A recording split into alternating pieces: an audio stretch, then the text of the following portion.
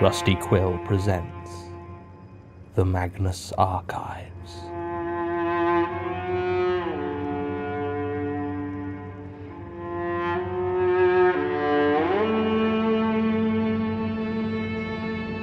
Episode 1, Anglerfish.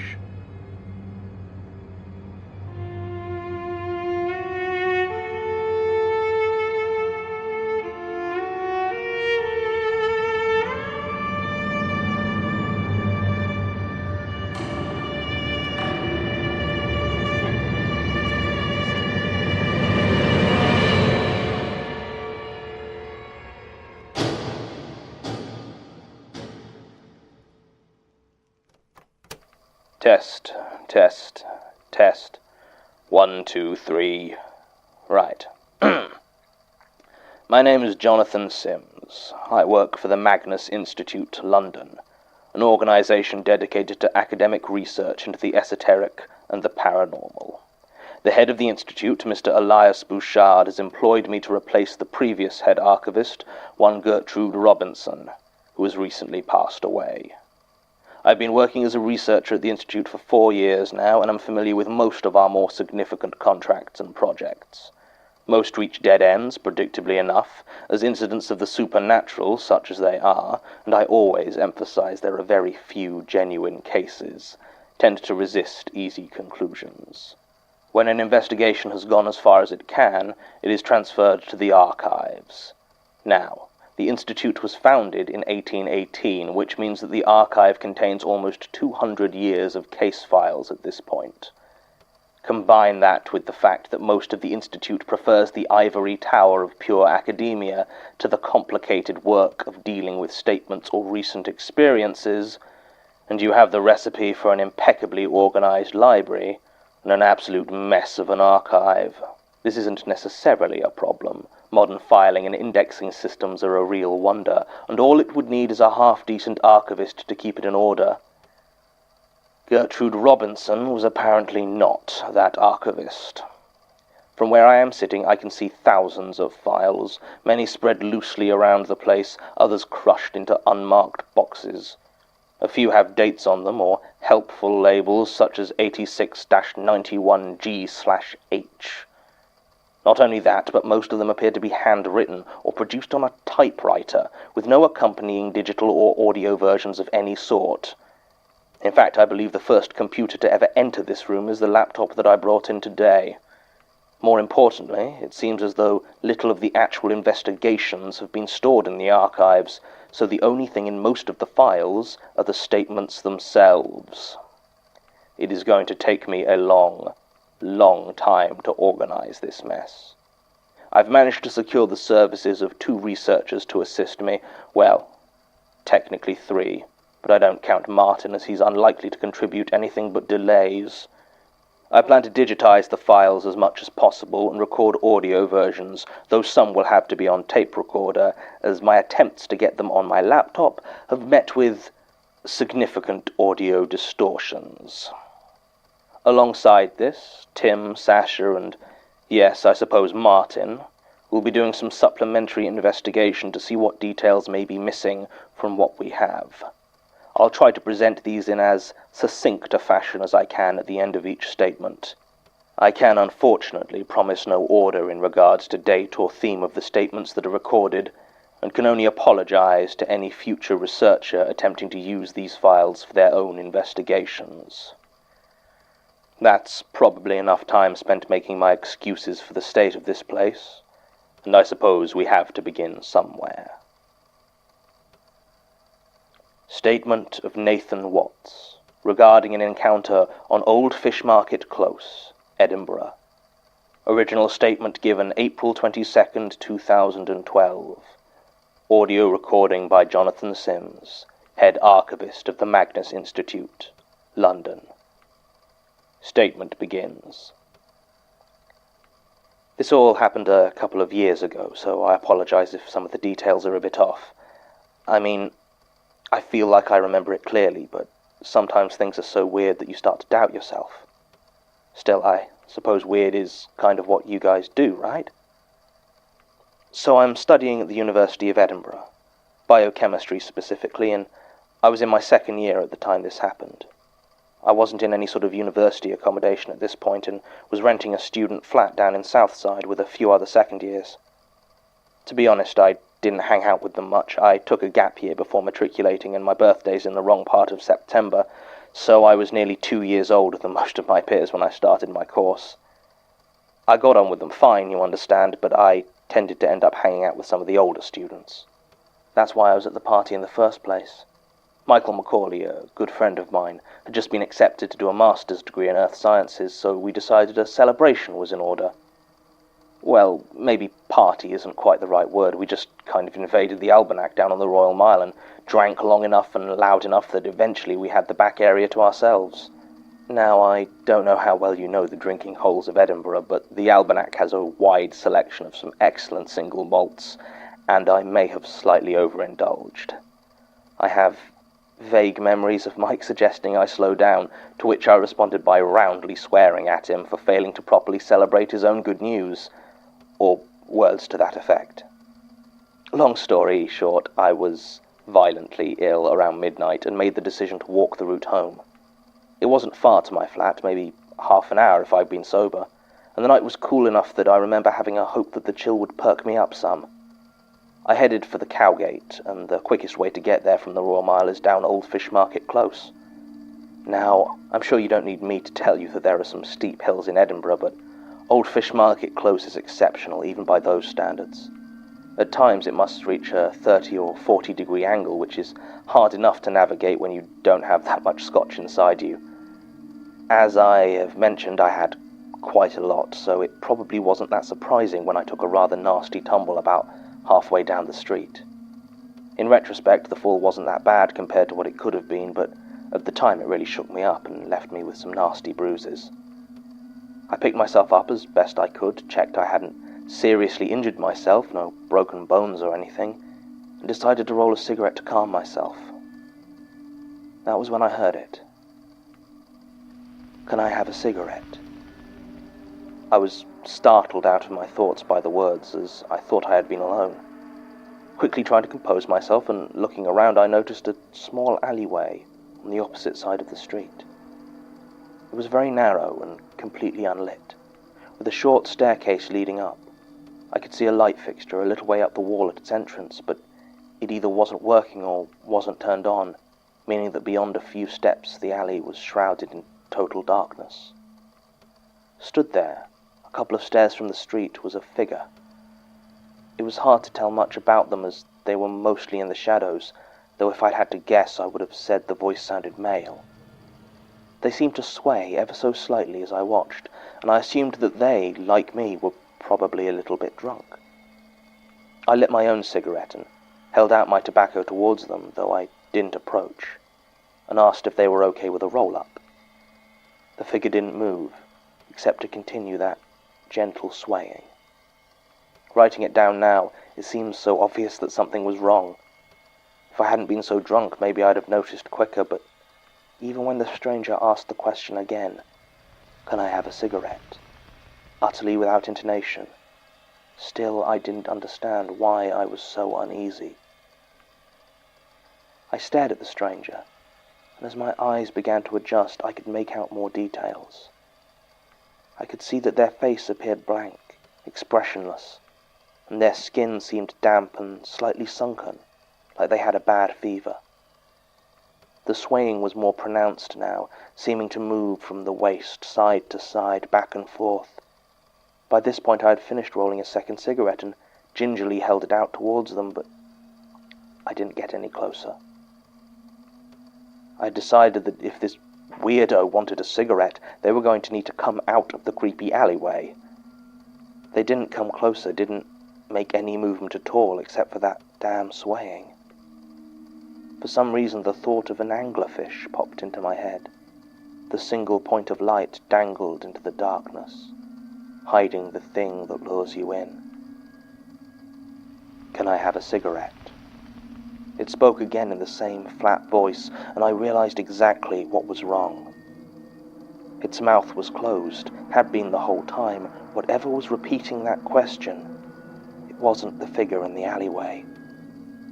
I looked at their feet and saw that they weren't quite touching the ground. The stranger's form was being lifted ever so slightly and moved gently from side to side. I dropped the cigarette and grabbed for my phone, trying to turn on the torch. I don't know why I didn't run or what I hoped to see in that alley, but I wanted to get a better look. As soon as I took out my phone, the figure disappeared. It sort of folded at the waist and vanished back into the darkness, as if a string had gone taut and pulled it back. I turned on the torch and stared into the alley, but I saw nothing. Just silence and darkness. I staggered back up to the Royal Mile, which still had lights and people, and found a taxi to take me home. I slept late the next day. I'd made sure I didn't have any lectures or classes, as I had intended to be sleeping off a heavy night of drinking, which I guess I was, although it was that bizarre encounter that kept playing in my mind. And so, after making my way through 2 liters of water, some painkillers, and a very greasy breakfast, I felt human enough to leave my flat and go to investigate the place in daylight. The result was unenlightening. There were no marks, no blood stains, nothing to indicate that the swaying figure had ever been there at all. The only thing I did find was an unsmoked Marlboro Red cigarette, lying just below the burned-out light fixture. Beyond that, I didn't really know what to do. I did as much research as I could on the place, but couldn't find anyone who'd had any experience similar to mine, and there didn't seem to be any folklore or urban legends I could find out about Old Fish Market Close. The few friends I'd told about what happened just assumed I'd been accosted by some stranger, and the alcohol had made it seem much weirder than it was. I tried to explain that I'd never had hallucinations while drunk, and that there was no way this guy had just been a normal person. But they always gave me one of those looks, halfway between pity and concern, and I'd shut up. I never did find out anything else about it. But a few days later I saw some missing person appeals go up around campus. Another student had disappeared. John Fellows his name was, though I didn't really know the guy and couldn't tell you much about him, except for 2 things that struck me as very important. He'd been at that same party and, as far as I remembered, had still been there when I left. The other was just that, well, on the photo they'd used for his missing persons appeal, I couldn't help but notice that there was a pack of Marlboro Red cigarettes poking out of his pocket. I haven't quit smoking, but I do find that I take a lot more taxis now if I find myself out too late. Statement ends. The investigation at the time and the follow-up we've done over the last couple of days have found no evidence to corroborate Mr. Watt's account of his experience. I was initially inclined to refile this statement in the discredited section of the archive, a new category I've created that will, I suspect, be housing the majority of these files. However, Sasha did some digging into the police reports of the time, and it turns out that between 2005 and 2010, when Mr. Watt's encounter supposedly took place, there were 6 disappearances in and around the Old Fish Market Close. Jessica McEwen in November 2005, Sarah Baldwin in August 2006, Daniel Rawlings in December of the same year, then Ashley Dobson and Megan Shaw in May and June of 2008. Then finally, as Mr. Watts mentioned, John Fellows in March 2010. All 6 disappearances remain unsolved. Baldwin and Shaw were definitely smokers, but there's no evidence either way about the others, if they're even connected. Sasha did find one other thing, specifically in the case of Ashley Dobson. It was a copy of the last photograph taken by her phone and sent to her sister Siobhan. The caption was, "Check out this drunk creeper, LOL." But the picture is of a darkened, apparently empty alleyway, with stairs leading up into it. It appears to be the same alleyway which Mr. Watts described in his statement, the one that, according to maps of the area, leads to Tron Square. But there doesn't seem to be anyone in the photograph at all. Sasha took the liberty of running it through some editing programs, though, and increasing the contrast appears to reveal the outline of a long, thin hand, roughly at what would be waist level on a male of average height. I find it oddly hard to shake off the impression that it's beckoning. End recording.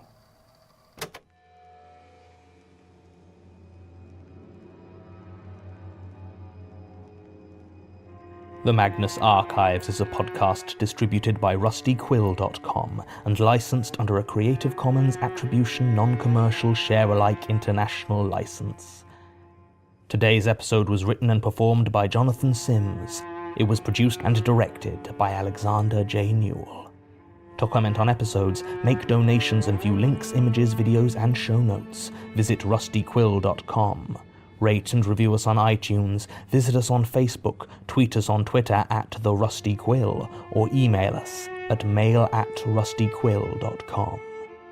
Thanks for listening.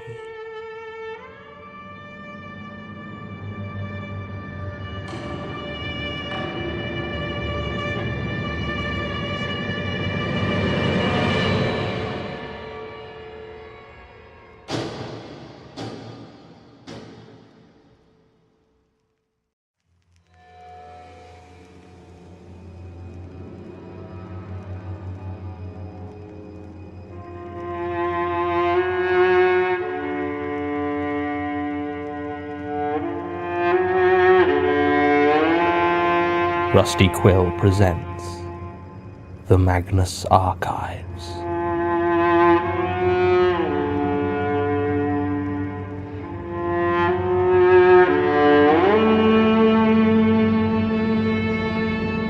Episode 2. Do Not Open.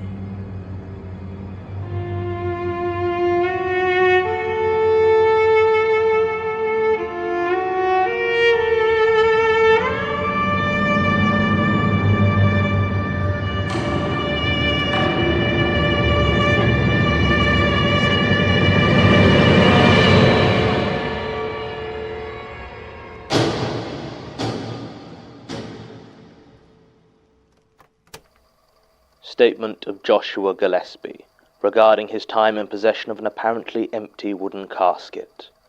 Original statement given November 22nd, 1998. Audio recording by Jonathan Sims, head archivist of the Magnus Institute, London. Statement begins. It started when I was in Amsterdam for a holiday with a few of my friends. Everything you're thinking right now, you're right. We were all early 20s, just graduated, and decided to spend a couple of weeks going crazy on the continent, so you can almost certainly fill in all the blanks yourself. There were very few points where I'd say that I was entirely sober, and even fewer where I acted like it, though I wasn't quite as bad as some of my friends who had a hard time handling themselves at times. This may have been why I headed out alone that morning. No idea of the exact date, but it was sometime in mid-May. The others were sleeping off their assorted hangovers, and I decided to head out into the beautiful sunshine of that Netherlands morning and take a walk. Before graduating from Cardiff with the others, I had been studying architecture, so was looking forward to spending a few hours by myself to wander and really take in the buildings of central Amsterdam. I was not disappointed. It's a beautiful city, but I realized too late that I hadn't taken any map or guidebook with me, and an hour or two later I was thoroughly lost. I wasn't particularly worried, as it was still mid-afternoon at this point, and getting lost in the back streets had kind of been what I was trying to do. But I still decided I'd better make an actual effort to find my way back to where my friends and I were staying off Ellenstraat. I managed it eventually, but my inability to speak Dutch meant I spent a good hour riding the wrong way on the various trams. By the time I got back to Ellenstraat, it was starting to get dark, and I was feeling quite stressed, so I decided to pop into one of the cafes to relax before joining up with my friends. I couldn't say for sure exactly how long I was in there, but I do know it had gotten fully dark by the time I noticed I wasn't sat at my table alone. I've tried to describe the man who now sat opposite me many times, but it's difficult. He was short, very short, and felt like he had an odd density to him. His hair was brownish, I think, cut quite short, and he was clean-shaven.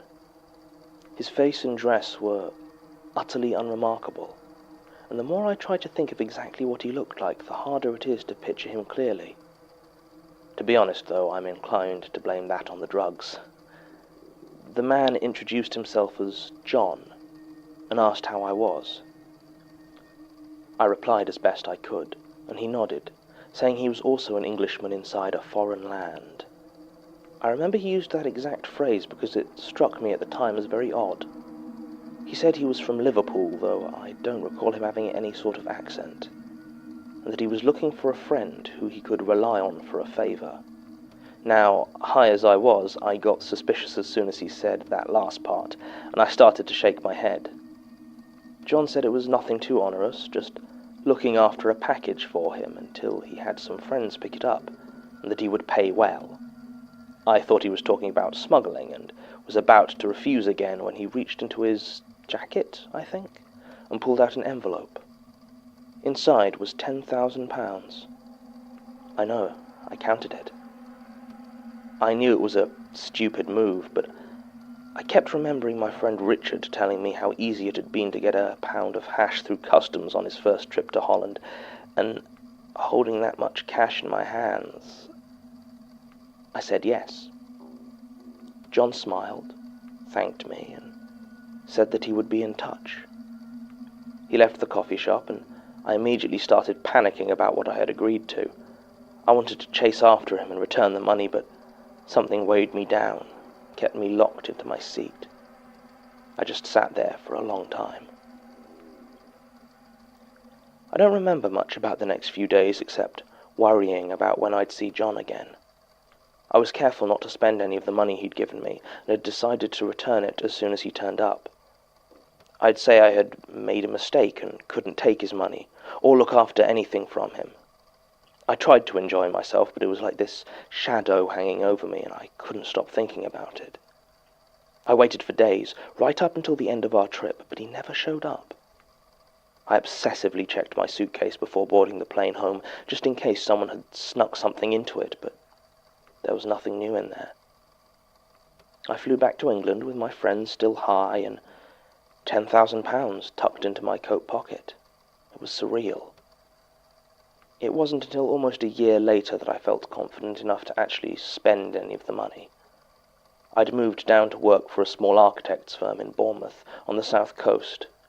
It was an entry-level job and the pay wasn't great, but it was the only offer I got in my chosen field, so I moved down there with the hopes of getting some experience and a better position in a year or two. Bournemouth was a decent-sized seaside town, though much less idyllic than I'd assumed it would have been. But rents for a place of my own were a little bit out of my price range, given my starting pay grade. I didn't know anyone else down there and wasn't keen to share my space with strangers, so I decided to use some of the money I'd been given in Amsterdam the previous year. I reasoned they were unlikely to find me at this stage. I'd not given John any of my details when he spoke to me, not even my name. And if they hadn't been able to find me over the course of the last year, it was doubtful they'd be able to track me here. Also, if it had been drug smuggling, as I suspected, £10,000 probably wasn't so much money to them that they'd track me this far over it. Also, and looking back this sounds stupid, but I'd just grown a beard, and thought it would be hard for anyone to recognize me as the same guy, so I spent a bit of John's money on renting a nice one-bedroom flat in the Triangle, near the town centre, and moved in almost immediately. About a week later, I was in my kitchen cutting up some fruit for breakfast, and I heard the doorbell ring. I answered it to see two red-faced delivery men. Between them they carried an immense package, which they'd clearly had to manoeuvre up the narrow stairs of the building I lived in. They asked if I was Joshua Gillespie, and when I said yes, they said they had a delivery addressed to me, and pushed past into the hall. They didn't seem to be from any delivery company I knew, and they weren't wearing any uniforms. I tried to ask them some questions, but as soon as they'd placed the box on the floor, they turned around and walked out. They were both well over 6 feet tall and very imposing, so there was little I could have done to stop them leaving, even if I'd wanted to. The door slammed behind them, and I was left alone with this package. It was about 2 meters long, maybe 1 meter wide and roughly the same deep. It was sealed with parcel tape, and written on the top was my name and address in thick, curving letters. But there was no return address or postmark of any sort. I was starting to risk being late for work at this point, but I decided I couldn't bring myself to leave without seeing what was inside, so I fetched the knife from my kitchen counter and cut the tape, keeping the box closed. Inside was a coffin. I don't know what I expected, but it wasn't that. My knife fell to the floor, and I just stared at it in mute surprise. It was made of unvarnished, pale yellow wood, and had a thick metal chain wrapped around it, which was closed at the top with a heavy iron padlock. The lock was closed, but had the key sitting inside it. I started to reach for it when I noticed 2 other things on the coffin lid. The first was a piece of paper, folded in half and tucked under the chain, which I took. The other was the presence of 3 words scratched deep into the wood of the casket in letters 3 inches high. They read, "Do not open." I withdrew my hand from the padlock slowly, unsure what I was supposed to do. At some point I must have sat down, as I found myself on the floor propped up against the wall, staring at this bizarre thing that had inexplicably turned up at my home. I remembered the piece of paper at this point and unfolded it, but it simply read, "Delivered with gratitude, J." Strange as it sounds, it was only then I made the connection with the man I'd met in Amsterdam. He'd told me he wanted someone to look after a package for a while. Was this the package he was talking about? Was I to be looking after a corpse? Who was coming to pick it up? When? I called in sick to work, and just sat there, watching the coffin for what might have been minutes or might have been hours. I just had no idea what to do. Eventually I steeled myself and moved towards it, until my face was just inches away from the lid. I took a deep breath, trying to see if I could smell anything from inside. Nothing. If there was a dead body in there, it hadn't started to smell yet. Not that I really knew what a dead body smelled like. It was early summer at this point, which would mean that they must have died recently, if there was a body in there at all. As I got up, my hand brushed the wood of the coffin, and I realized it was warm, very warm, like it had been lying in the sun for hours. Something about it made my flesh crawl slightly, and I withdrew my hand quickly. I decided to make a cup of tea. It was something of a relief standing next to the kettle, as from that angle I couldn't see the thing out in the hall. I could just ignore it. I didn't move even after I'd filled my mug. I just stood there, sipping my tea, not even noticing it was still far too hot to drink comfortably. When I finally got the nerve to step back out into the hall, the coffin still lay there, unmoving. I finally made a decision and, firmly gripping the padlock, I removed the key and placed it on the hall table next to the door. I then took hold of the coffin and chain and started to pull it further into my flat. It was weird to touch it. The wood still had that unsettling warmth to it, but the chain was as cold as you'd expect from a thick piece of iron, and apparently hadn't taken on any of the heat. I didn't have any cupboards with enough space to hold the thing, so in the end I just dragged it into my living room and pushed it up against the wall, as out of the way as possible. I cut up the cardboard box it had been sealed in and put it with the rubbish outside. And just like that I had, apparently, started storing a coffin in my home. At the time, I think I assumed it was full of drugs, at least as far as I assumed anything about the situation. Why anyone would store something in such a noticeable way, or with a total stranger like me, these weren't questions I could even guess at an answer to. But I decided it was best to think about it as little as possible. For the next few days I avoided my living room, as I found being so close to the thing made me nervous. I was also staying alert for the smell of any sort of rot, which might indicate there was something dead inside the coffin after all. I never smelled anything, though, and as the days passed, I found myself noticing my mysterious charge less and less. About a week after it arrived, I finally started using my living room again. I'd watch TV mostly and keep half an eye on the unmoving casket. At one point I got so cocky as to actually use it as a table. I was drinking a glass of orange juice at the time and absent-mindedly placed it on top of the lid, not really realizing exactly what I had done. At least, not until I heard movement from underneath it. I froze, listening intently and staring, willing myself to have been imagining things. But then it came again, a soft but insistent scratching, just below where I had placed my glass. It was slow and deliberate, and caused gentle ripples to spread across the surface of my juice. Needless to say, I was terrified. More than that, I was confused. The coffin had been lying in my living room, chained and unmoving, for well over a week at this point. If there had been anything living in there when it was delivered, it seemed unlikely it would still be alive. And why hadn't it made any sound before, if there was something in there capable of movement?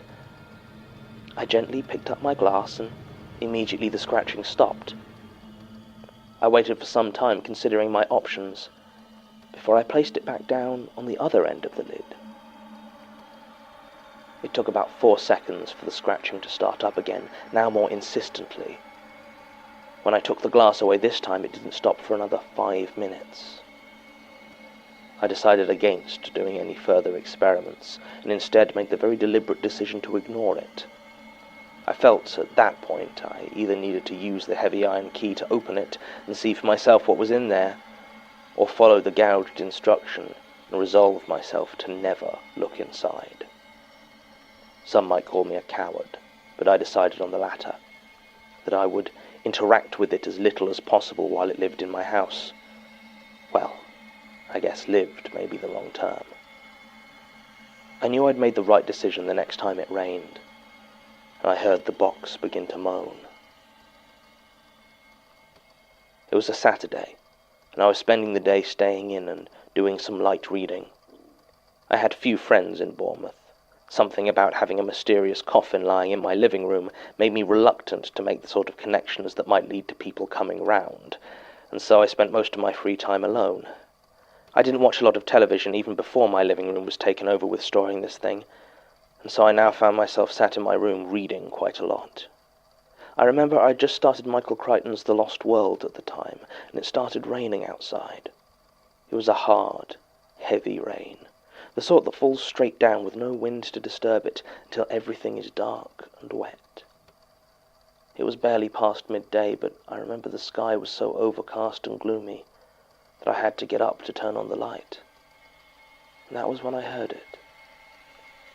It was a low, gentle sound. I've seen Dawn of the Dead. I know what the groans of the undead are meant to sound like, but it wasn't that at all. It was almost melodious. It sounded almost like singing, if it was muffled by 20 feet of hard-packed soil.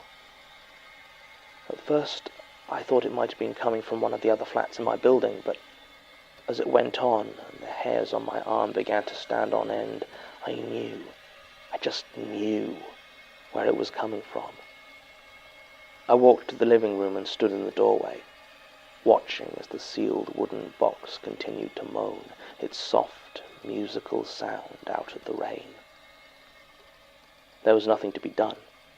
I'd made my decision not to open it, and this certainly did not make me want to reconsider that. So I just went back to my bedroom, put on some music, and turned it up loud enough to drown out the sounds. And so it continued for a few months. Whatever was in the casket would scratch at anything placed on top of it and moan whenever it rained, and that was that. I suppose it goes to show that you can get used to anything if you have to, no matter how bizarre. I occasionally considered trying to get rid of it or finding people like you guys to investigate, but in the end I decided that I was actually more afraid of whoever was responsible for entrusting me with the coffin than I was of the actual coffin itself, so I kept it secret. The only thing that worried me was sleeping. I think it gave me bad dreams. I don't remember my dreams, never have, and if I was getting nightmares, they were no different. I didn't remember them, and I certainly don't now. but I know I kept waking up in a panic, clutching at my throat and struggling to breathe. I also started sleepwalking. The first time that happened, it was the cold that woke me up. It was the middle of winter and I tend not to keep the heating on when I'm asleep. It took me a few seconds to fully process where I was. I was standing in the dark in my living room, over the coffin. What concerned me more about the situation was the fact that when I awoke, I seemed to be holding the key to it in my hand. Obviously this worried me. I even went to my GP about it, who referred me to the sleep clinic at the nearby hospital, but the problems never recurred in a clinical setting. I decided to hide the key in more and more difficult to access places, but still I kept waking up with it. I was starting to panic.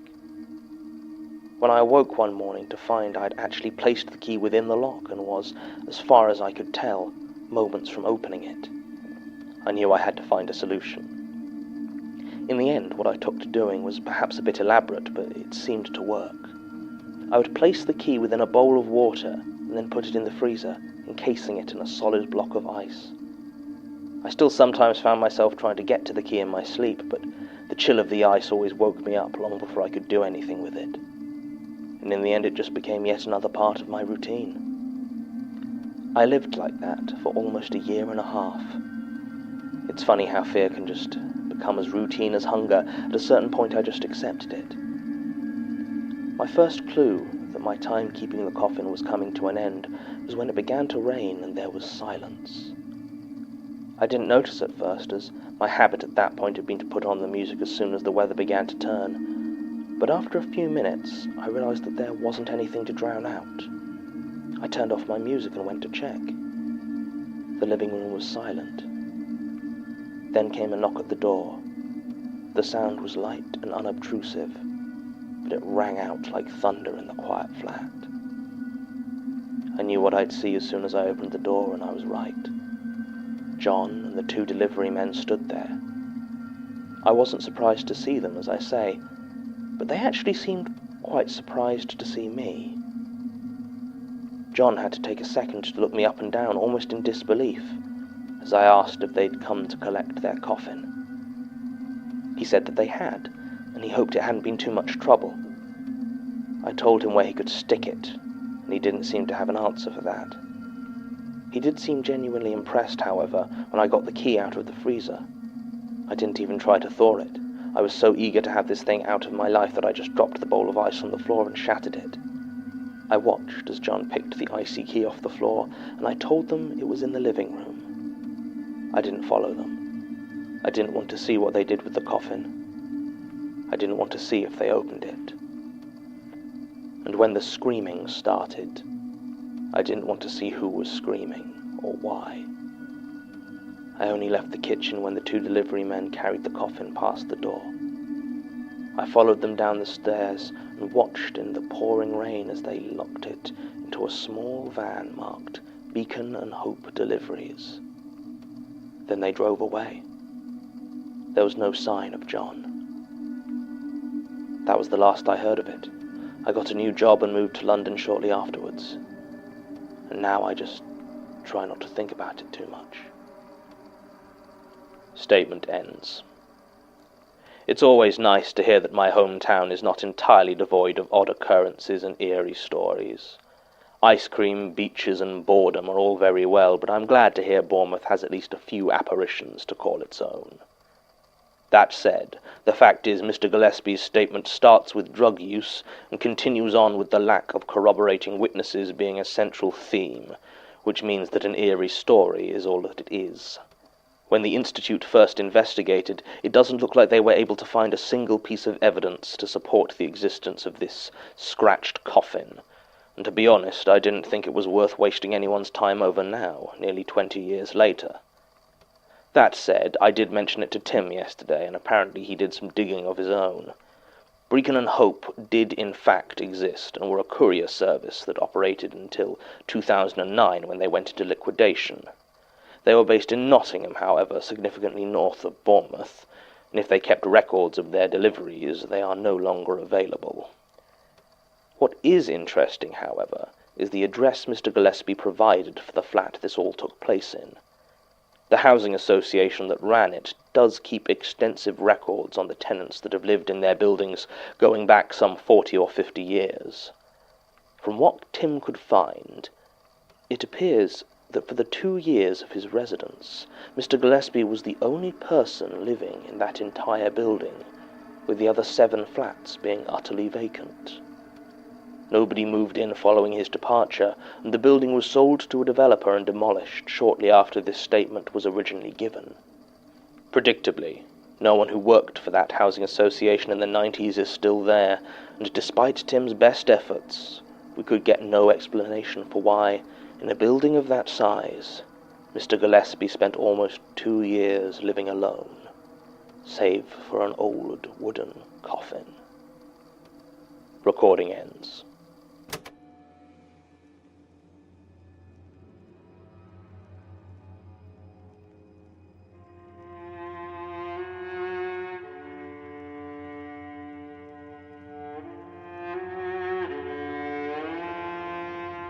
The Magnus Archives is a podcast distributed by rustyquill.com and licensed under a Creative Commons Attribution Non-Commercial Share-alike International License. Today's episode was written by Jonathan Sims. It was recorded and produced by Murray Porter and directed by Alexander J. Newell. To comment on episodes, make donations and view links, images, videos, and show notes, visit rustyquill.com. Rate and review us on iTunes, visit us on Facebook, tweet us on Twitter at @TheRustyQuill, or email us at mail@rustyquill.com. Thanks for listening.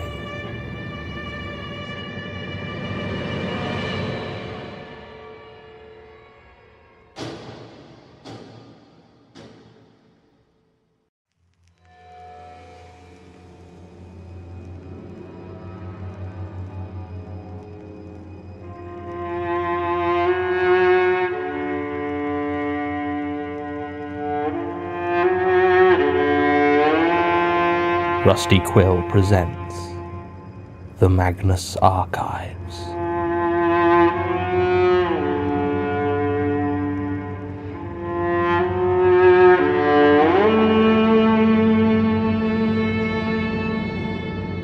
Episode 3, Across the Street.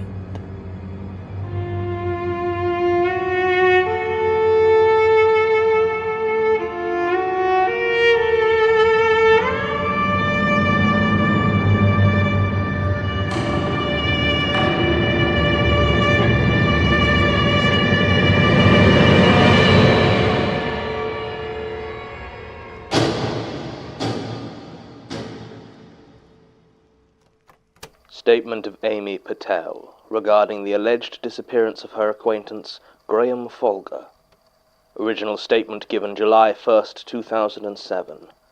Audio recording by Jonathan Sims, head archivist of the Magnus Institute, London. Statement begins. I first met Graham 2 years ago, more or less. It's hard to say exactly when we first met or even started talking, as we were taking a class together at the time. I'm sure there was plenty of discussion or interaction before we learned each other's names, but I started my course in September of 2005, so yeah, about 2 years. I had decided to take a criminology course at Birkbeck University as a way of getting out of the rut with my office job. I'm an associate compliance analyst at Deloitte, and if you think that sounds boring, well, yeah, it is. I knew a night course in criminology wasn't going to go anywhere, of course, even if I'd finished it. I just had to do something to find a bit of interest in my life. And it was either that or become an alcoholic, so... Sorry, I'm going off topic. I initially found Graham a bit off-putting, to be honest. He was a chain smoker and wore far too much deodorant to try and cover the smell. He was a bit older than me, maybe 10 years or so. I never asked his age. I mean, we weren't that close, but he was starting to grey at the edges of his hair, and you could see that the tiredness on his face wasn't just from missing a single night's sleep. That's not to say he was bad-looking. He had a round, open sort of face and quite deep blue eyes, but very much not my type. He was well-spoken in group work, at least when he did speak, and I think it came up once that he'd been to Oxford, though I don't know what college. I'd noticed earlier that during lectures, he always seemed to be scribbling furiously in a notebook. even when the lecturer wasn't speaking. At first, I just thought he was thorough, but I swear I watched him fill a whole A5 notebook in one lecture.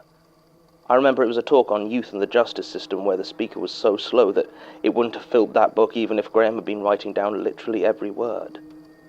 Not to mention, I asked to borrow his notes once for an essay, and he gave me this weird look and said he didn't take any notes. So yeah, point is, I wouldn't have called him a friend, but we got on all right. It was about 4 months into my course that I first encountered Graham outside of the university. I was riding the night bus home, having gone for a couple of drinks and missed the regular service. I live in Clapham, so there's a pretty regular night bus service headed there. Of course, regular also means drunk and angry vomiters, so yeah, I generally try to be unobtrusive, sitting in a seat at the back at the top floor. It was there that I saw Graham. He was sat right at the front, staring out of the window. People watching is one of my guilty pleasures, so I decided not to say hello, at least not right away. I wasn't disappointed either. He was stranger alone than he had ever been during class. It was the middle of winter at this point, so the windows were solid with condensation, but he almost obsessively wiped it away from the one in front of him the moment it started to obscure his view. He seemed to be intently scanning the street for something, except that at times he would crane his neck to stare at the roofs of the buildings passing by. He seemed nervous as well, and was breathing way faster than normal, which fogged up his window even more. It was slightly alarming to watch, to be honest, and I finally made up my mind to tell him I was there. He jumped a bit when I greeted him, and I asked him if he was all right. He told me he didn't usually stay out so late, and found nighttime public transport unsettling. I sat next to him, and he seemed to get much more relaxed, so I didn't push the issue. We talked for a while about nothing in particular until the bus started to approach my stop. As I rose, I noticed that Graham had stood up at the exact same time as I had, and I realized with some discomfort that we must live at the same stop. I liked the guy fine, don't get me wrong, but I still didn't really feel okay with him knowing where I lived. But yeah, it was obvious that I'd gotten up to get off the bus, so I couldn't really ride on to the next stop, and it wasn't even that I felt unsafe with Graham. I'm just a private person. I decided to just walk back with him as far as necessary and make sure he didn't see what building I went into. Maybe we weren't even walking in the same direction. Yeah, we were walking in exactly the same direction. We even seemed to be heading to the same street. It was at that point I felt a hand grab my shoulder and throw me into the road. I don't know how else to describe it. One moment I was walking along, the next I was flying towards the ground. It can't have been Graham. He was in front of me at the time, and I would have sworn there was nobody else on the street. There weren't any cars coming, but I hit my head hard. I think I must have been unconscious for a few seconds, because the next thing I remember is a panicky Graham on the phone to an ambulance. I tried to tell him I was all right, but didn't really manage to get the words out, which, yeah, probably meant I wasn't all right. The ambulance arrived in pretty good time, considering it was London on a Friday night, and the paramedics gave me a look over. I was told that the injury itself wasn't serious. Apparently head wounds always bleed that much, and it's nothing to panic about, but that I did have quite a nasty concussion and shouldn't be left alone for the next few hours. Even though we were within sight of my door, I had for some reason settled upon the idea of Graham never knowing where I lived. In retrospect, this was likely the concussion talking, but the upshot was I agreed to go back to Graham's flat to recover. He was quite awkward about the whole thing and took great pains to assure me that there was nothing untoward about the situation. Apparently he was gay, which I'll admit did actually reassure me a bit. Still, it was clear this wasn't how either of us had hoped to be ending our nights. As it turned out, Graham's flat was directly across the street from mine, just a couple of floors lower. I wondered if I could see my window from his, and I remember I had the odd thought that if I had to look out, I'd need to be careful of his window box, as I could see the hooks attaching it to the frame. I asked him what he grew, and he gave me a look as though my concussion had stopped me making sense again. I mean, maybe it had, because when I looked back at the window, the hooks were gone, and there was no sign of any window box. At the time I put it down to my head wound, and even now I'm not sure. The flat itself was a simple affair, quite big by London standards. It had only a few pieces of furniture and a lot of bookshelves, each covered with rows and rows of identical notebooks, with no apparent marking system or indication of contents. I started to ask about them, but my head throbbed and I didn't feel up to any answer that might have been forthcoming. Graham led me to the sofa and disappeared to fetch me an ice pack and a mug of sugary tea. I graciously accepted both, though I wasn't in much of a mood to talk. Graham clearly felt awkward enough with the silence to do the talking for both of us, and I learned more about him over the next hour than I'd ever had a desire to know. Apparently his parents had died in a car accident a few years previously and had left a great deal of money and ownership of this flat. He didn't need to work anymore, and so had found himself somewhat adrift, taking night college courses to pass the time and broaden his mind, his words, not mine. He said he was trying to figure out what to actually do with his life. He talked on like this for a while, but I stopped listening about that point, as I'd become enraptured by the table on which he'd placed my tea. It was an ornate wooden thing, with a snaking pattern of lines weaving their way around towards the center. The pattern was hypnotic, and shifted as I watched it like an optical illusion. I found my eyes following the lines towards the middle of the table, where there was nothing but a small square hole.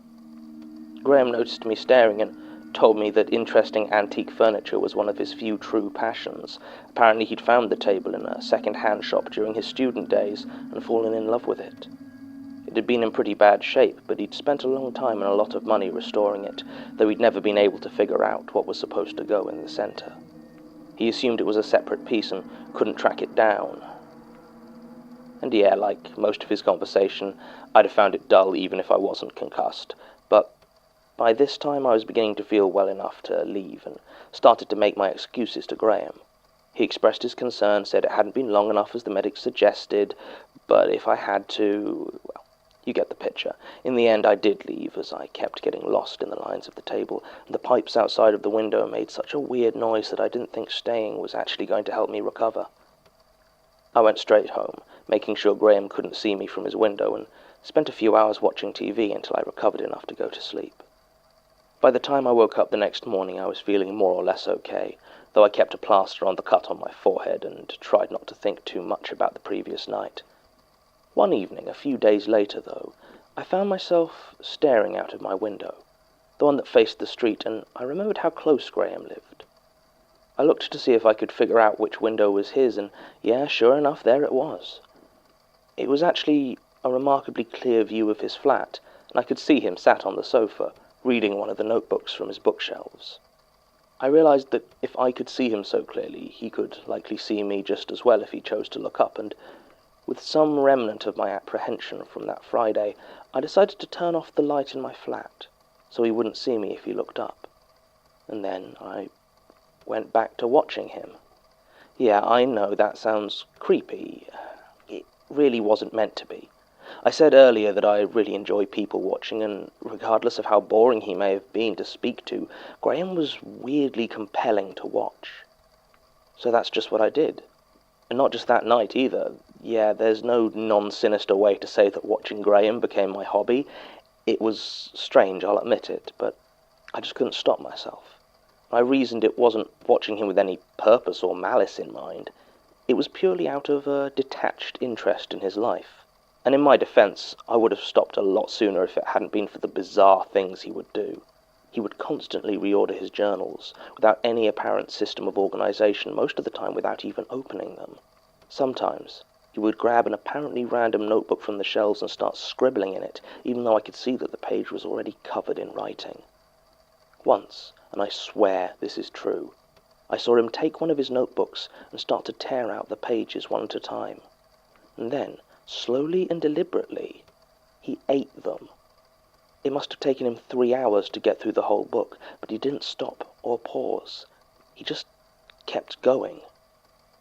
Even when he wasn't doing anything with the notebooks, there was an odd energy to him. From what I could see, he was constantly on edge and jumped every time any loud noise passed on the street below. A police siren, a breaking bottle. Hell, I even saw him freak out over an ice cream truck once. Each time he'd leap to his feet, run to the window and start looking out, wildly craning his neck from side to side. Sometimes he'd look up, but I'd learned his patterns well enough to avoid being spotted.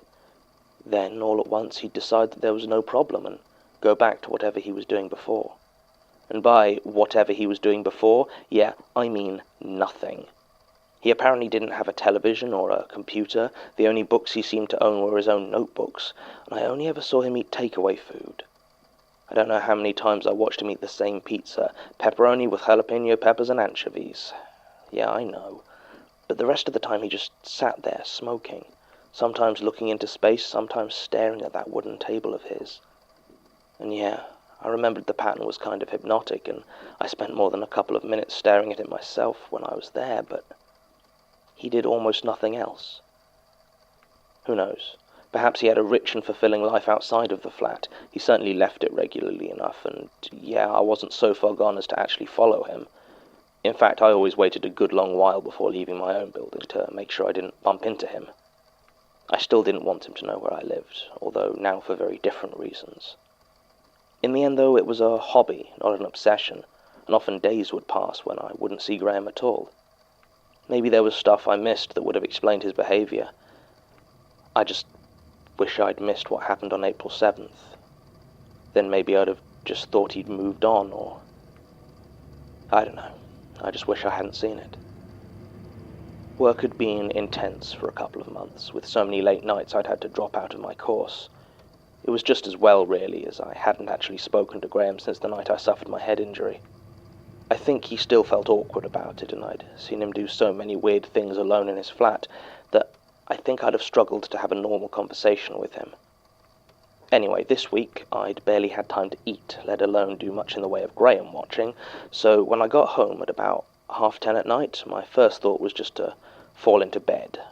But it was Friday, and I'd drunk a huge amount of coffee to keep going at work, so yeah, I was wired, and looking forward to a long lie-in the next day.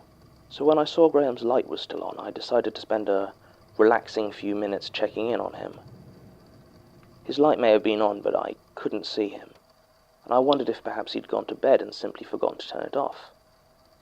More likely he was just in the bathroom, so I decided to wait a while longer. As I stared at that window, I realized there was something, I don't know, off about it. It looked different somehow, but I couldn't figure out what it was. Then I noticed it. At first, I'd just taken it to be a water pipe running down the side of the building, attached just below Graham's open window. The light from the street lamps didn't reach up to his fourth-floor flat, and the window ledge cast a shadow that stopped the light from the room illuminating it. But it was long, straight, dark, and from what I could see, it just looked like a pipe. Except I'd been watching that window for months now, and would have sworn that there had never been a pipe there before. And as I stared at it, it moved. It started to bend, slowly, and I realized I was looking at an arm. A long, thin arm.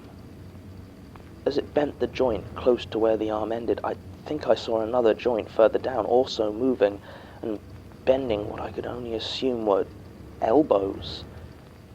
It hooked the end of the limb over through the window. When I say moved, that's not quite right. It shifted. Like when you stare at one of those old magic eye paintings and you change from seeing one picture into seeing another. I never saw anything I could actually call a hand, but still it pulled itself through his window.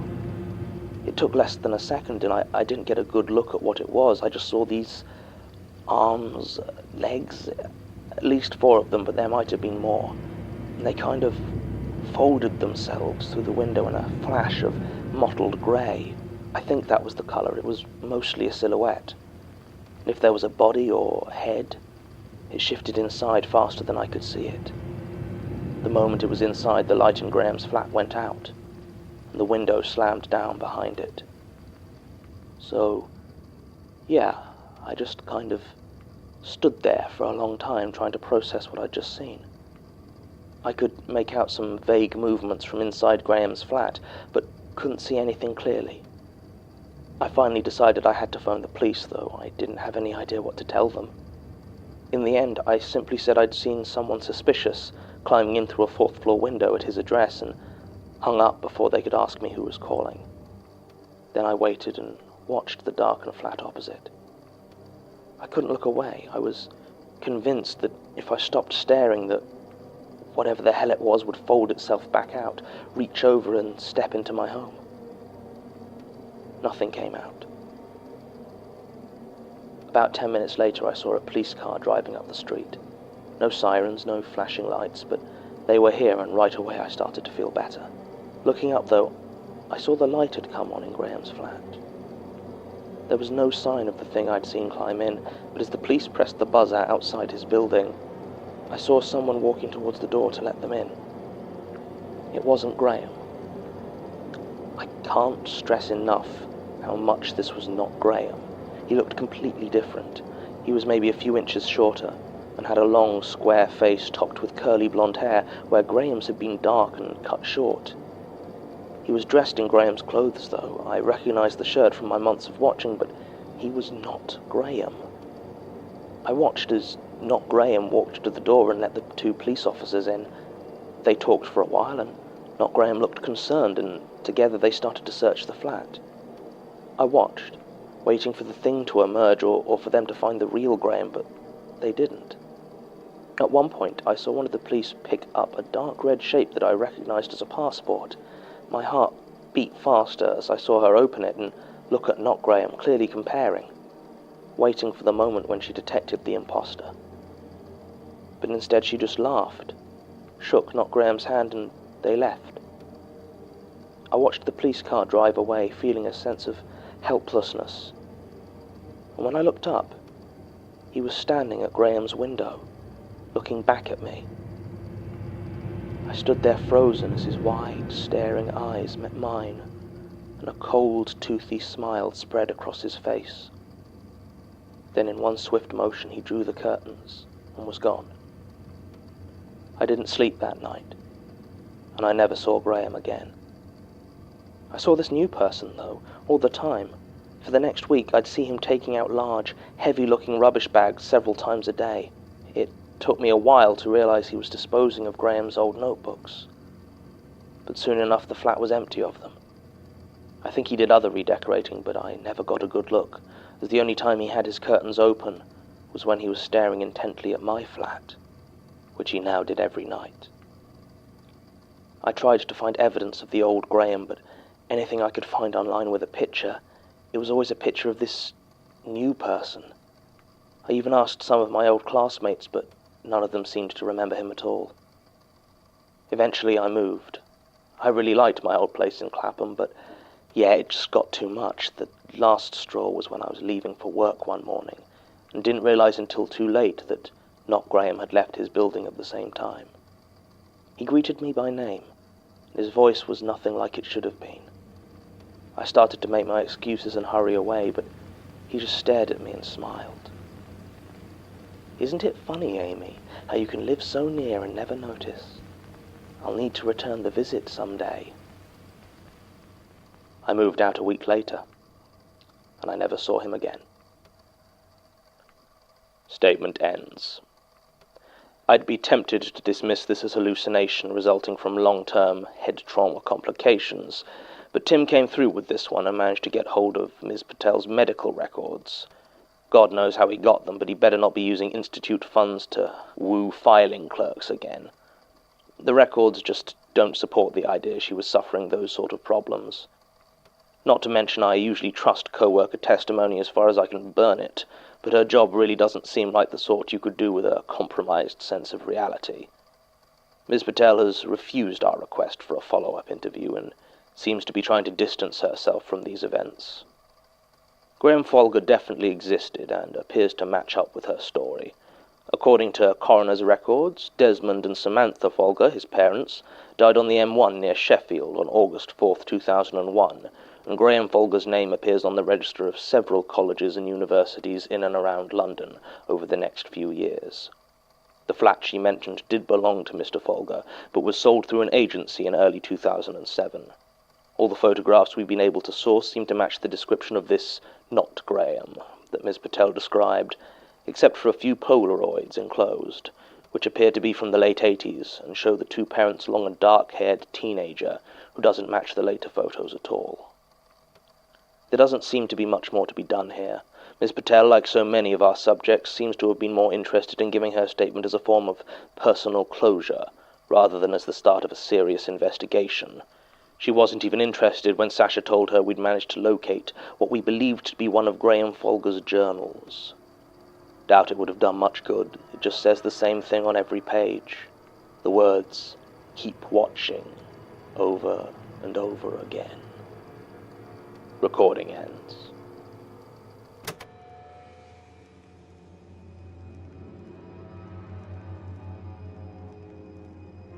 The Magnus Archives is a podcast distributed by rustyquill.com and licensed under a Creative Commons Attribution Non-Commercial Share-alike International License.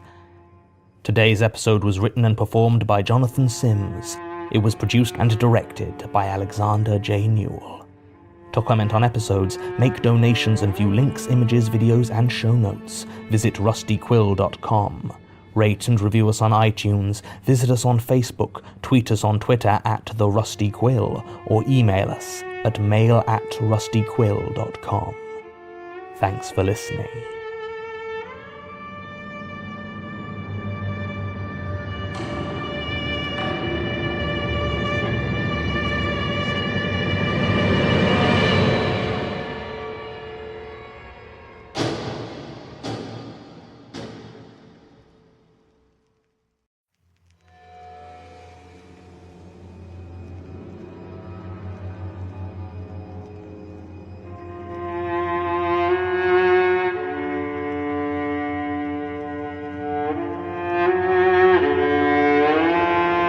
Rusty Quill presents The Magnus Archives.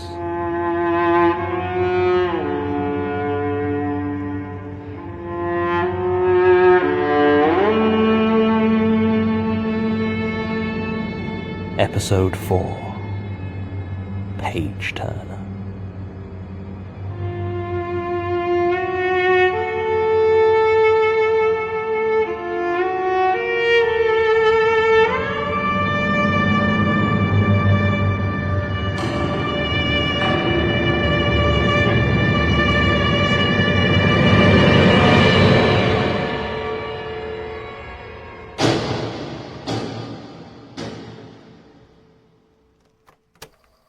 Statement of Dominic Swain regarding a book briefly in his possession in the winter of 2012.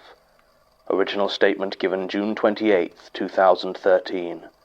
Audio recording by Jonathan Sims, Head Archivist of the Magnus Institute, London. Statement begins. I work as a theatre technician in various venues around the West End. I mainly deal with lights, but a lot of the smaller venues can't afford large crews for their productions, so you end up doing a little bit of everything.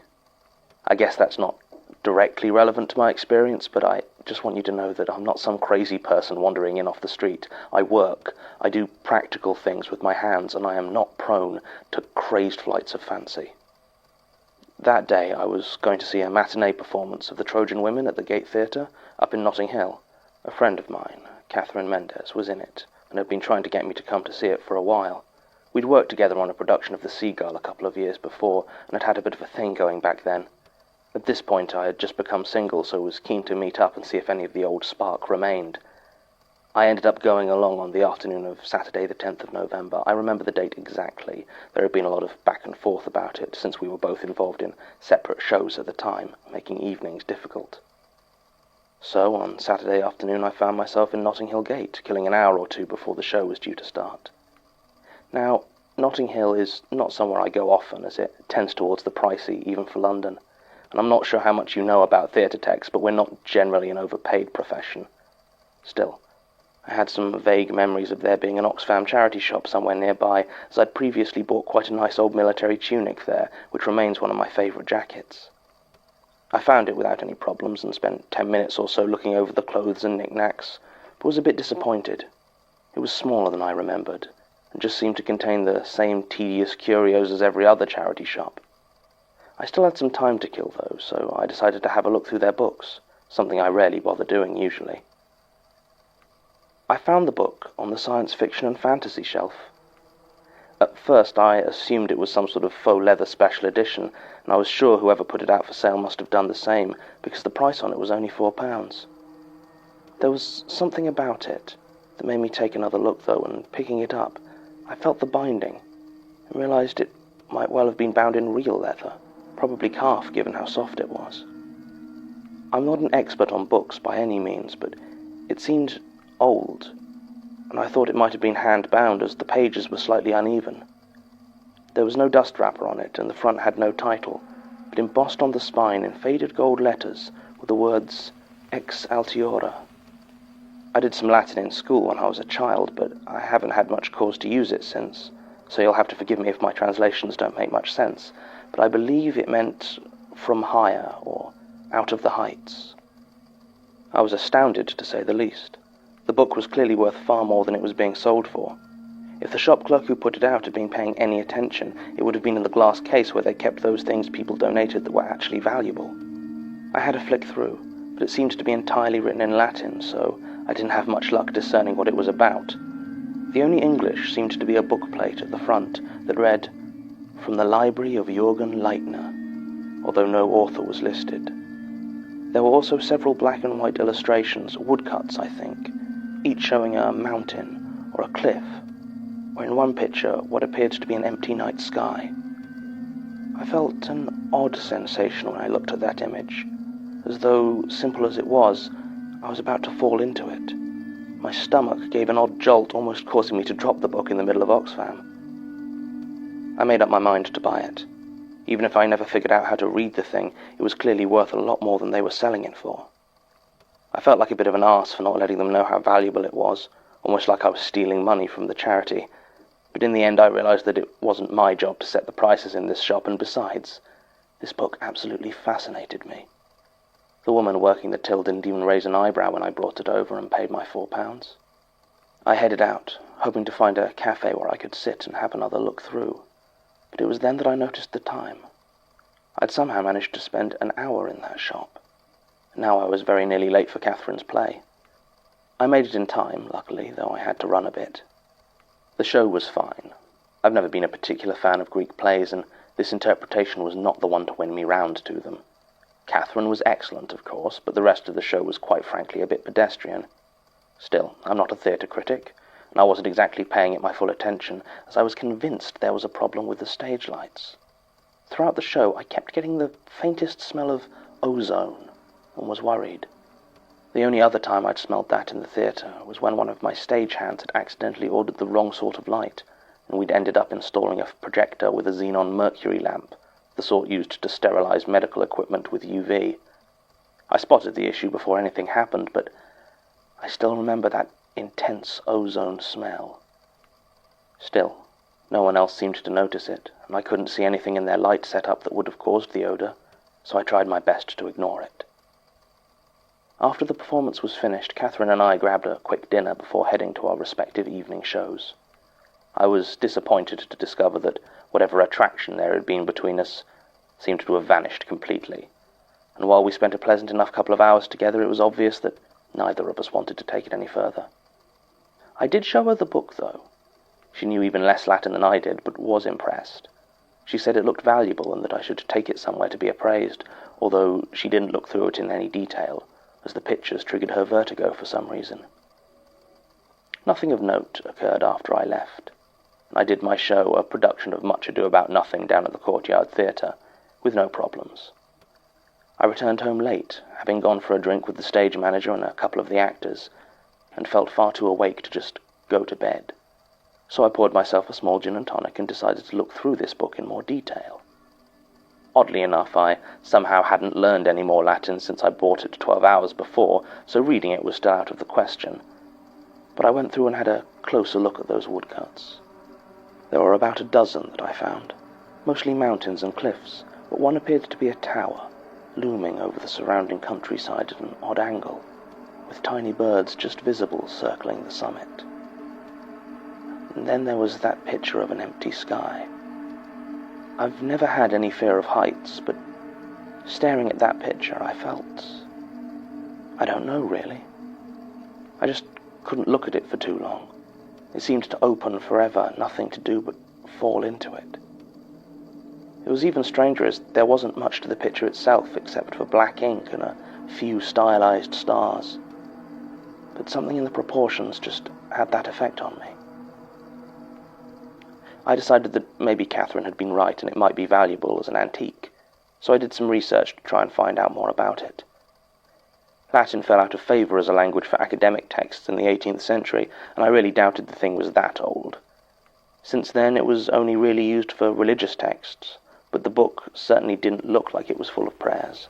Searching ex altiora online didn't do much good. The phrase was used in a few old prayers. There was a company called Altiora and something in Italian about football, but nothing that looked even remotely like it related to my book. Searching for Jürgen Leitner wasn't much better. It brought up an entry for an Austrian musician and a few Facebook pages, although they all seemed to have umlauts in their names, unlike the one in the book, and none of them looked like the sorts to have a library full of strange Latin texts. The only thing I found that looked even remotely relevant was a listing on eBay from 2007. The auction was titled Key of Solomon, 1863, owned by MacGregor Mathers and Jürgen Leitner, and had been won for just over £1,200 by a deactivated user, GR Bookworm 1818. There was no picture or description, just the title and the winning bid. I decided to call it a night and go to bed. I think I had a nightmare, but I don't remember the details. I slept in very late the next day, and by the time I awoke there wasn't much daylight left, but I spent the hours until my show contacting book dealers that I'd looked up online. All of them put the book's age between 100 and 150 years and said it looked like it had been custom bound. Most offered to buy it off me for a few £100s, but at this point I was more interested in information about it. Unfortunately, none of them had heard of it before, or seemed at all familiar with its contents. The last seller I went to did recognize the name Jürgen Leitner, though. She told me Leitner had been a big name in the literary scene during the 1990s, some rich Scandinavian recluse paying absurd amounts of money for whatever books took his fancy. It was said he'd often have books custom bound after providing a manuscript, or even commission authors to produce works to his brief, although she didn't actually know any writers who had worked with Leitner.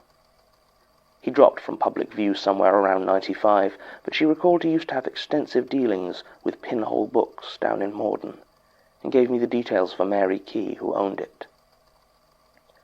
I went and I did my show after that. The last night of the run, in point of fact, but though I didn't miss a single lighting cue, all through it, I just couldn't take my mind off the book.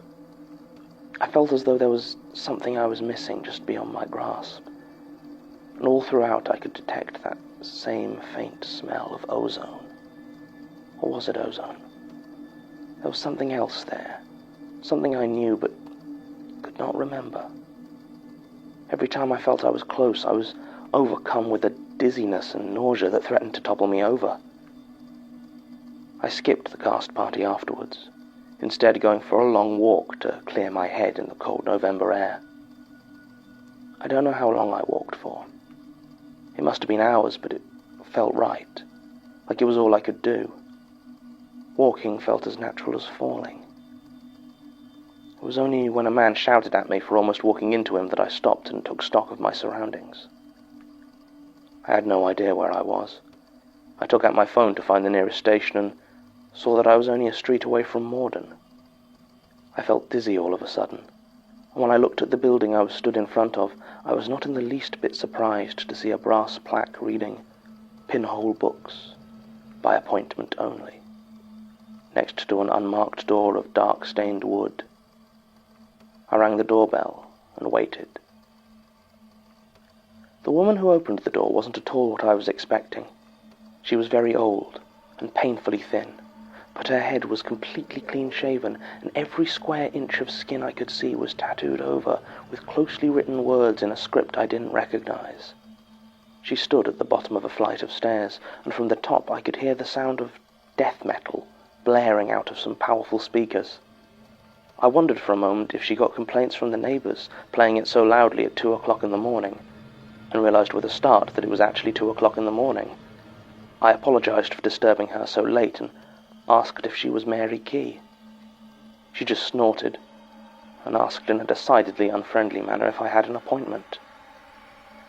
I reached into my bag and pulled out Ex Altiora, opening it to show Leitner's name on the bookplate. At this her eyes seemed to light up, and she turned around to walk up the stairs. She didn't shut the door behind her, so I took this as an invitation and followed her up. We entered a cramped set of rooms, with books piled high in every conceivable corner, almost to a point where I had to be careful following her through the labyrinth so as not to take a wrong turn.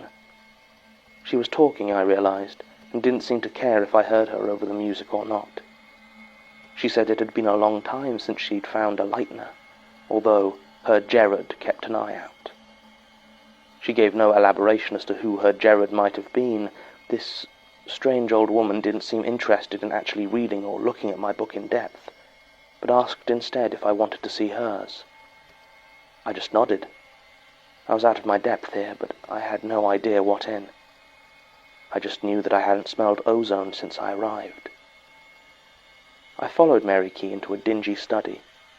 It was small to begin with, but every wall was completely covered with packed bookshelves, crowding even further into the space. Immediately my host began to scan them intently, muttering to herself about where he would have put it. I stood there awkwardly, not wanting to stare at the old woman, but also hesitant to do anything else. Aside from the bookshelves, there was little in the room other than a worn desk with a very old-looking chair behind it. The desk was covered with papers, as well as fishing wire and a safety razor. I think it says something about my state of mind at this point, that I didn't even give those items a second thought at the time. Instead, my attention was fixed on a picture, attached to the one small area of wall not covered by bookshelves. It was a painting of an eye, very detailed, and at first I would have said almost photorealistic. But the more I looked at it, the more I saw the patterns and symmetries that formed into a single image, until I was so focused on them that I started to have difficulty seeing the eye itself. Written below it were 3 lines in fine green calligraphy. Grant us the sight that we may not know. Grant us the scent that we may not catch. Grant us the sound that we may not call. At this point Mary Key returned with 2 cups of tea. I hadn't even noticed her leave, nor had I requested the cup of black tea she pressed into my hand. She asked if I liked the painting, and told me that her Gerard had done it. Said he was a very talented artist. I mumbled something approving, I don't remember exactly what, and looked at the cup of tea in my hand. She hadn't offered me any milk, and was now busily searching the shelves again, her own cup forgotten on the desk. I tried to drink the stuff out of politeness, but it tasted foul, like dust and smoke. I think it might have once been Lapsang Souchong, but if so, it must have been years old. Finally, Mary seemed to find the book she was looking for and took it from the shelf. She handed me a book that, at first glance, appeared to be almost identical to my copy of Exaltiora, except that the leather was in slightly better condition. There was no title on this one, but opening it, I could see that it was written in letters I didn't recognize. There were no illustrations in this book, and the only English words I could find were on the bookplate from the library of Jürgen Leitner, just like mine. Mary told me that the writing was in Sanskrit, but when I asked her if she could read it, she just started laughing. She took the book back and walked over to the desk where the room's single unshaded light bulb cast stark shadows across the floor. She very deliberately held the book in those shadows for a few seconds, and then handed it back to me. I noticed for the first time that the heavy metal music was no longer playing, and the room was utterly silent. I opened the book, and for a few seconds was confused to see that nothing seemed to have changed. The writing was still unintelligible to me, and it felt no different. I lifted it to have a closer look, and as I did, I heard something clatter lightly onto the floor. I looked down to see bones, small animal bones, from what I could tell, but each one was slightly bent and warped into shapes that bones should not form. As I stared at them, Mary Key took the book back from me and passed it through the shadows once again. More bones fell. She did this several times until there was a small pile formed at my feet. I didn't know what to say. By this point my head was pounding, and the feel of this cramped, dark place with its old tea and ancient books was starting to overwhelm me. All I could think to ask was whether my book did that as well. Mary Key laughed and told me to look for myself. I began to look through those pages. I hadn't passed it through any shadows, but I knew something had changed. The woodcuts were starker somehow. In the background of each there were new lines, thick and dark, stretching down from the sky. And then I came to the picture of that empty night, but now it had a stark, branching pattern carving through it. A pattern I recognized. My stomach dropped as though the floor was gone and I was falling. Struggling to stay standing, I muttered some excuse and went to leave. The ozone smell was back now, stronger than ever, and I had to get out. I fell down the stairs as I fled, badly bruising my hip and twisting my ankle painfully, but I didn't care. I limped from that place as quickly as I could, and hailed a taxi to take me home, fingers still locked in a death grip on my book. The branching pattern I'd seen in that picture is known as the Lichtenberg figure. It shows the diverging paths of electricity on an insulating material such as glass or resin. I knew it from the pattern of scars on the back of my childhood friend, who had been struck by lightning because of me. His name was Michael Crew, and we'd been 8 years old at the time, playing in a field near my grandmother's house. When the storm hit, Michael had said that we should go inside, but I wanted to keep playing in the rain. I said that to him, and he just sighed and told me all right. It was as he said these words that he was struck. The sound when it happened was so loud that it drowned out his screams completely. But it was the smell that really stayed with me. That powerful ozone smell, cut through with the scent of cooking meat. Michael survived in the end, but the scar, that branching Lichtenberg scar, stayed with him for the rest of his life. When I got home, it took all of my concentration to get up the stairs, and when I finally made it onto my sofa, I couldn't shake that feeling as though I was falling, and the smell was so strong I could hardly breathe. I didn't look at the book. I just lay there. I felt as though I was waiting for something, but I had no idea what. By the time the knock on the door finally came, I was almost feeling composed enough to answer. Almost. It still took me almost 5 minutes to work up the nerve to open it. The knock did not come again, but I was positive that whatever was on the other side had not gone away. I reached over, grasped the handle, and pulled the door open. Stood just over the threshold was a man in a long, dark leather coat. His hair was dyed an artificial black, and he had the unshaven look of someone who hadn't slept in a couple of days. I asked him if he was Jared Key. He said that he was, and told me he'd like to see my book. I nodded silently, and he followed me inside, closing the door behind him. I took out the book and placed it on the table. Jared studied it for some time, but did not touch it. Finally he nodded and offered to buy it from me for £5,000. I almost laughed when he said that. I would have sold it for a fraction of the amount. I might even have given it away, if it wasn't for the feeling that that wouldn't count, somehow. It's hard to explain. I didn't care what he planned to do with it, I just wanted to get rid of it. And so I agreed. Jared didn't seem exactly happy at the news. He just nodded gravely and headed towards the door, saying he'd need to get the money and return. I didn't try to stop him. He left, closing the door behind him, and I was alone once again. The whole encounter lasted barely more than a minute. I sat there, waiting in silence for him to return. It was awful, and I needed to find some way to distract myself from the creeping smell, so I decided to get out my computer and see what I could find out about Jared and Mary Key.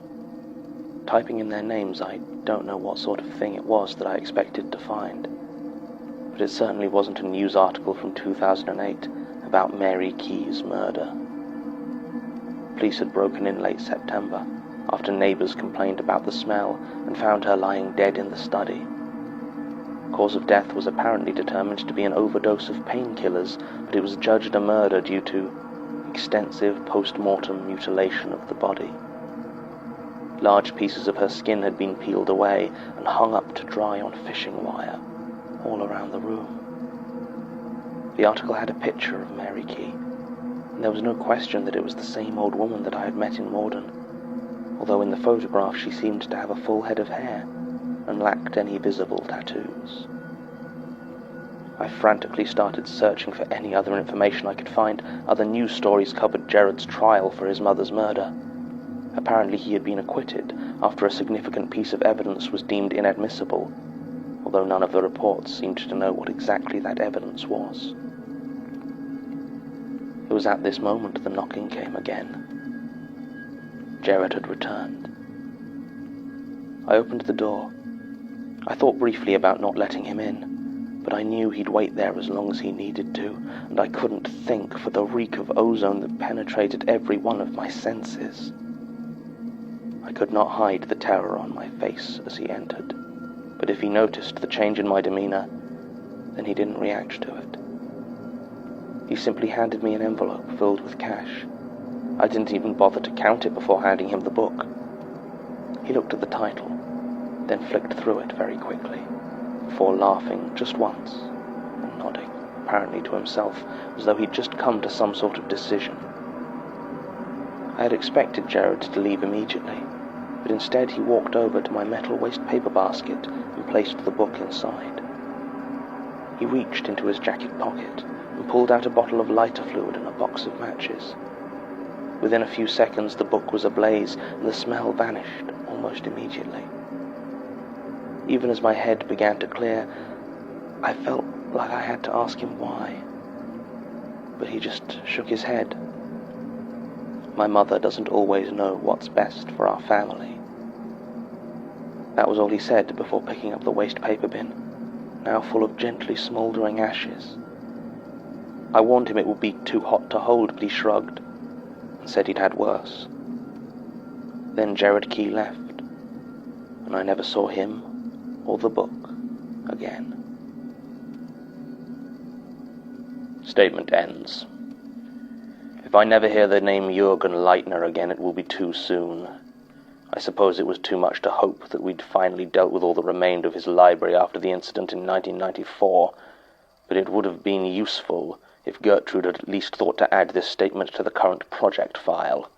Who knows how many other statements are in here that might deal with his books or other currently active Institute projects. If my luck thus far is anything to go by, then I'd say it is unlikely this was an isolated example.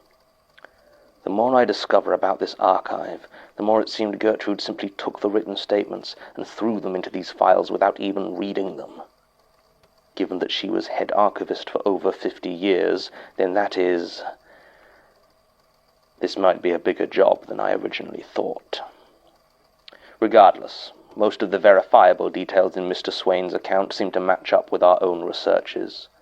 Martin couldn't find any records of Ex Altiora as a title in existent catalogues of esoteric or similar literature, so I assigned Sasha to double-check. Still nothing. Is it possible Mr. Swain got the title wrong? It seems unlikely, given the simplicity of it, and the occurrences he describes certainly sound like they could have been due to the proximity of a true Leitner tome. Still, all the other books from his library have been custom editions of known texts on demonology or the arcane.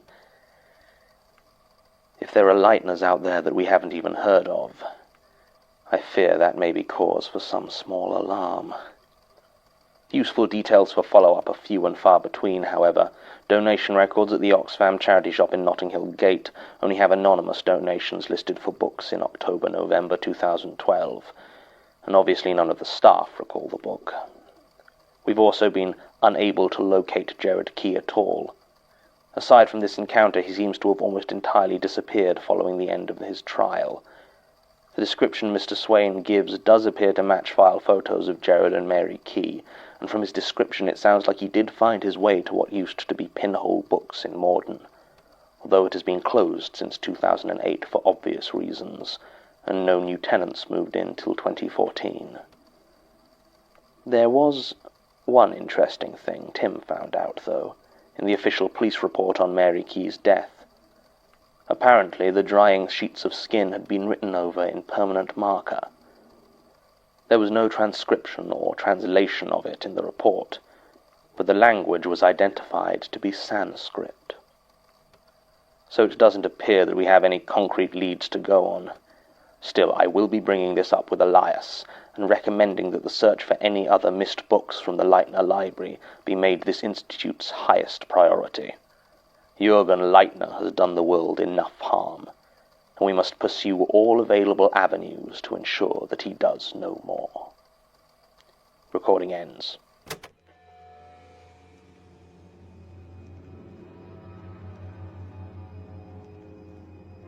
The Magnus Archives is a podcast distributed by rustyquill.com and licensed under a Creative Commons Attribution Non-Commercial Share-alike International License. Today's episode was written and performed by Jonathan Sims. It was produced by Alexander J. Newell, Mike LeBeau, and Murray Porter, and directed by Alexander J. Newell. To comment on episodes, make donations, and view links, images, videos, and show notes, visit rustyquill.com. Rate and review us on iTunes, visit us on Facebook, tweet us on Twitter @TheRustyQuill, or email us at mail@rustyquill.com. Thanks for listening.